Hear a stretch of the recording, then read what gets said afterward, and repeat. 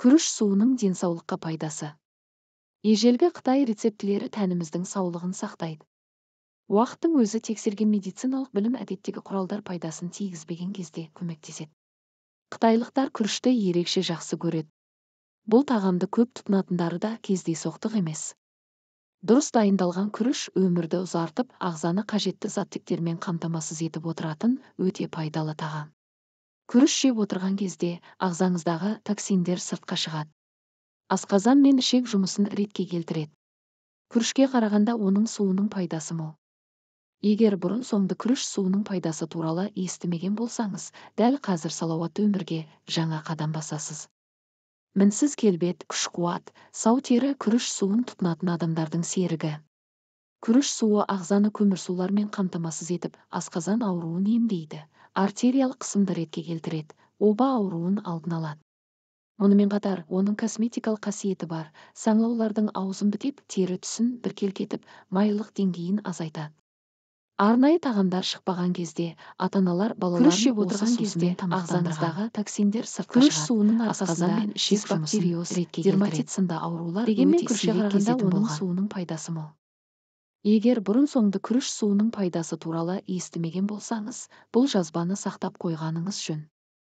Ал айтарымыз мынау, мінсіз келбет, күш-қуат, сау тері күріш суын тұтынатын адамдардың серігі.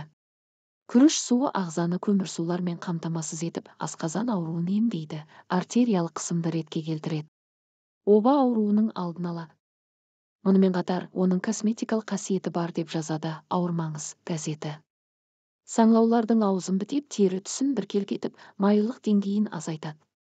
Ертеде қазіргідей арнайы дайын сусынмен тағамдар шықпаған кезде, ата-аналар балаларын осы сусынмен тамақтандырған.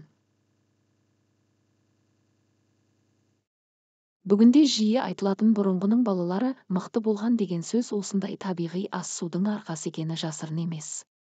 Иә, ертеректе күріш суының арқасында дисбактериоз, гепатит сынды аурулар өте сирек кезетін болған. Ол өте қарапайым әдіспен дайындалады. Аз мөлшердегі күрішті суға салып қайнатыңыз. 1 стакан суға 1 ас қасық күріш жеткілікті. Күріш жартылай піскен шақта су түсі өзгереді. Онымен күніне 2 рет бетіңізді жуыңыз. 1 аптаның ішінде оң нәтижесі байқала бастайды. Ал күрішті суға қайнатып, оған айран қосып ішсе, асқазан ішекті тазартып, ағзаны, теріні жасартатын дайын детокс дей беріңіз. 3 немесе 5 күнге созылған осындай диета ұстансаңыз, жасушалар да жаңарып, ағзаға жиналған тұздан арыласыз. Бұл диетаның ерекшелігі күріш айран ботқасын қалауыңызша жей беруіңізге болады. Айтпақшы, күріш қайнатылған суды жиірек ішу бауырды сауықтырады.